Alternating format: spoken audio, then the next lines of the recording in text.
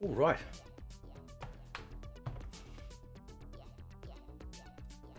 So we're gonna now. At this point, I am willing to just almost believe everything that's coming out, man. Because I tell you what, right? 99% of the leaks that have come out have come true, right? We pretty much have known the roster almost for 2 years to a degree. Almost, right? So this was posted. Now, again, salt shaker amount, but like, let's be honest, that salt's tart, it's starting to taste good, man. You know what I'm saying? With the launch of MK1 around the corner, I've received a draft of Mortal Kombat 1's next trailer from an associate working with NetherRealm's marketing team. This next trailer is set to debut on Friday at EVO 2023 and will be a trailer showcasing the Outworld army titled the official Great Legion trailer. 3 playable characters will have gameplay showcased during this trailer: Reiko, Reptile, and General Shao. One new cameo fighter will also be revealed, Motaro.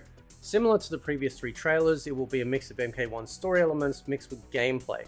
One difference is that unlike the previous trailers, which were narrated by Liu Kang, this Great Legion trailer will be narrated by Shang Tsung, showing a more villainous side of Mortal Kombat 1's roster.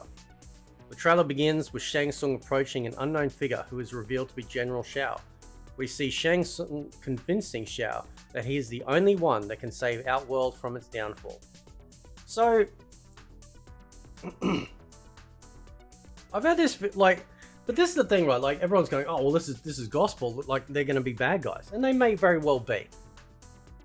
But what would be really awesome is to twist all that on its head, right? It will be. If you're going to do a complete redoing of a timeline, okay, then for God's sakes, have some fun with it. Mix things up completely, right? Shang Tsung states that the Great Legion is one of the deadliest militant forces in all the realms, which makes a perfect vessel for my plans to come. The story mode clip then cuts into Shao's gameplay. Following Shao's gameplay segment is another story clip of Shao commanding Reiko and Motaro to find Liu Kang after learning of his alliance with Li Mei and her Sun Do police force. We then see the clip of Reiko and Motaro confronting Li Mei, which was previously shown at the exclusive Comic-Con panel. The clip then again cuts into Reiko's gameplay along with a Motaro cameo assist. Reiko has a close-range mix-up play style, with his primary weapons being his daggers.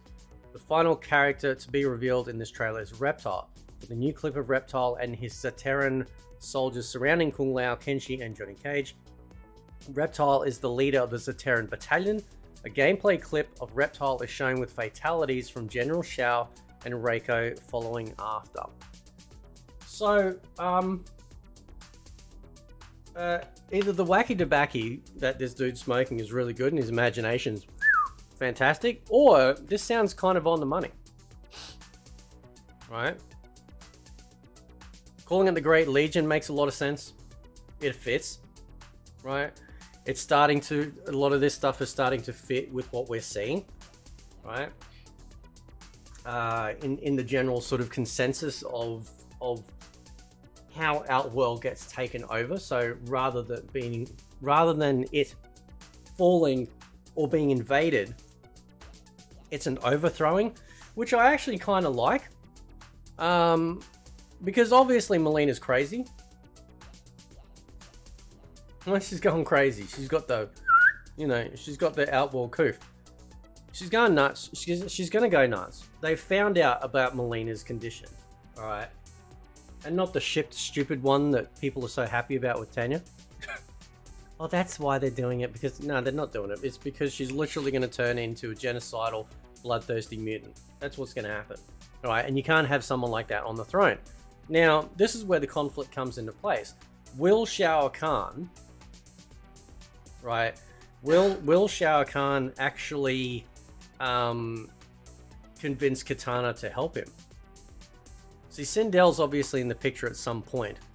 We don't know what's happened to King Jared. Everyone assumes that some bad guy's done it. And again, I'm thinking outside the box here, right? What is the point of doing something like this with a video game and then completely copying what you've done in the past? It's like, why bother? Why have the same story just with a fresh coat of paint? It makes a lot more sense from a very sort of deep and political point of view to see that the throne is going to become unstable. The fact that we see in Katana and Melina's bios and whatnot that there is instability already without the influence of Shao Kahn. Now, we don't know how Melina got infected. Maybe it is Shao Kahn, you know, or General Shao, or Reiko, or somebody else. Maybe Shang Tsung did it. Who knows? It could be just one of those genetic disorders that Liu Kang forgot to, like, expunge when he created the new universe, right? So from that point of view, I actually kind of want a very, you know, I want that sort of angle to come in, because I want to be able to see the both sides of the story. It's just like, oh, they're all good and they're all bad.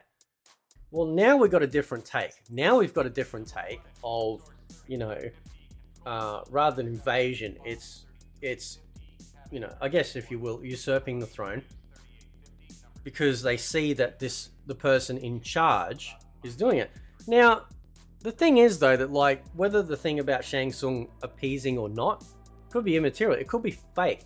Everything that we're seeing in these trailers can be flipped on its head, right? So Liu Kang says one thing to Li Mei. Oh, it's all Shang Tsung. It's all Shang Tsung. But what if it isn't? What if it's really Liu Kang, right? What if it is Liu Kang? What if the end goal, I think I've talked about this a little bit before, what if the end goal for Liu Kang is that through the creation of the new era, the new realms, that he suddenly recognizes his true heritage? So maybe he's connected to the Dragon King, maybe he becomes the Dragon King. He realizes that he needs to move these particular pieces on the chessboard into place, so that way it will allow him to then move forward with his end goal. That'd be kind of nice. That'd be kind of interesting, rather than just the standard, you know, dumbass storytelling that we've had for, you know, the last decade. That would be so much cooler, because then you can understand both sides. You can go, okay, well, yeah, like, you know, if you saw somebody completely falling off the rails in charge, would you just stand back and let it happen? Or if you were in a position to fix that, would you? That's the sort of conversations that I want to have with people. That's the conversations I want the game to present to people, right? And maybe, just maybe, again, if Tobias is involved, this could have been a scrap storyline in the beginning, right? It could have been a completely scrap storyline. Okay. So the fact that Melina is already, like, becoming problematic without the influence of anyone else, I think is a good step. It shows that she's unstable. She can't handle this. And then, you know, they have to save out well. Now, as far as Reptile goes, I cannot wait. I am absolutely 100%, 1000% human Reptile fan. I cannot stand the lizard rubbish that they have been doing, right? You do not need to show the Reptile to call him Reptile, right?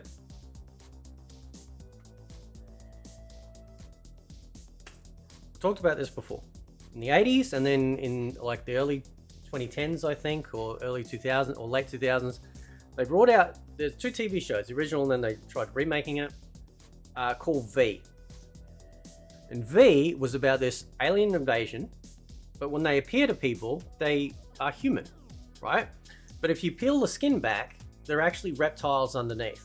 Okay, so they're you know, they're masked in that way. And some of them are good. You know, they didn't want to come to Earth to invade and take over, so they work with the humans as a rebellion. And some of them are obviously bad. So I wonder if that's the original conception of Reptile, was having this, essentially like this race that could blend in anywhere, or at least in human type realms, or human-esque type realms. And you don't know what they're going on. Now it's just giant lizard, like the stupid ass MK 2021 movie. you know, in some of the recent MK games that like they're still going in this whole like lizard fiasco. I want human Reptile back. I want him back. Just straight up human looking Reptile. Okay? Because that's also part of the fear factor of it. It's like, you know, suddenly he's like, you know, like he might like tear his mask off and, you know, like that's the cool part. That's the horror-esque aspect of the character of Reptile. You know, this fear that's like, oh, he looks human, but then something like his massive tongue comes out, or he tears his face off, and it's actually a reptile underneath, and blah blah blah.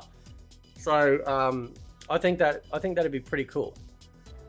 To see if that's true, and a battalion, how they look, will be pretty awesome, right? So, and as far as like, so going back just a little bit with gameplay. Reiko has a close range mix-up play style, with primary weapons being his daggers. So we saw a little bit of that in the trailer. I'm still hoping that he'll have, you know, at least some stuff. Like he's got his kick move. So his kick move is an up-close move. Hopefully he doesn't have a teleport because it didn't really fit with him. His headbutt, so that's a close-up move. He could have dagger moves, you know, maybe he throws his daggers, you know, that sort of thing. That'd be pretty cool. Maybe he has a throw, then he throws you, and as he throws you through the air, he actually throws like daggers at you, that sort of stuff. That'd be pretty cool. So that'd be awesome. That would be pretty cool, right? Motaro, I think everyone pretty much assumed that Motaro would be a cameo. However, and I've been saying this since the very beginning, cameo fighters are fully rendered characters. They've got a full movement skeletal structure. They are integral parts in both fatal blows and fatalities. They can move, right? What they lack is the amount of special moves. And I would not be surprised that in the code, when it eventually comes to PC, they actually do find that there's a lot more available to these cameo fighters. That in future combat packs, they'll actually unlock and make them playable fully. I would not be surprised that I could easily see Motaro being playable. Not the Motaro that we know, a Motaro that is fashioned in the sense of an actual character that you can utilize. We see many fighting games out there with massive characters or long characters and stuff, and you think, how's that going to work? But it works, and it works extraordinarily well.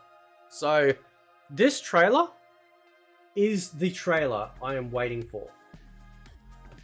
Right? This is the trailer I'm waiting for. Because we get to see General Shao as like, so how's he going to look? Is he going to look like the actual comic book, you know, and what we've seen in previous games type faces where he's not actually human looking? He's actually kind of like, he's not like, he's definitely not human look. He's humanoid, but he's not human looking, right? Is that going to be how he's going to look? You know, because Reiko's human, at least human looking, completely, right? So, and it makes a lot more sense to have Reptile and his Terran army being able to be human as well, because they can infiltrate. That's essentially what Reptile is. That's why he has invisibility. He's an infiltrator as well. He's just vicious as hell. So, so it's going to be very exciting, not only to see these three playable, if this is true, in the gameplay form, hearing them talk more, especially seeing General Shao, how he's going to be. That's going to be really cool, because this is the first time we're seeing a boss demoted to become a boss. So this is going to be really interesting. That has me excited. I will not lie, that has me excited. I just hope that they all sort of retain their moves. Acid Spit, Force Ball, you know, Dash, you know, Slide, that sort of stuff, invisibility for Reptile. Reiko with his like a flip kick, you know, some sort of like projectile dagger throw. I'm assuming it would be daggers now. You know, headbutt, you know, probably other stuff they've created as well, because they've got to stack these characters with special moves. There's no more variations anymore. And General Shao, well, what's he going to have? What's he going to have? He's going to have possibly any combination of his javelin, hammer, the fact that he's just a big brute. So, you know, his special moves could be, you know, like grab, elbow smash, or like, you know, he sort of like runs a bit and you know, shoulder charge and blah blah blah. Like, will General Shao have the Shao Kahn armor? Is the interesting point. And far as Motaro goes, what special moves has he got? Well, he's got a teleport move, but that's kind of useless if you're using it for an assist, unless the teleport move takes your character and teleports them to the other side. So it's part of, that's one assist. Secondly, he's got a back kick. He's got like his tail, like laser, like the laser ball. He's got the grab where he picks you up and like punches you, knocks you across the screen. Could be a sweep, maybe. That'd be a bit boring. That'd have to be a little bit more exciting with Motaro, you know, because he hasn't got as many moves as compared to, say, you know, what we've seen now with Goro and Kintaro. So, but anyway, let me know what you think. I reckon this could be true, and it'd be the perfect spot to drop it, because everyone's focused on Evo with fighting, so I don't personally care for fighting game tournaments. I don't watch them. But Evo is a great place to be able to reveal new games, reveal new gameplay, new news for games coming out. So it's pretty cool. Anyway, guys, catch you next time.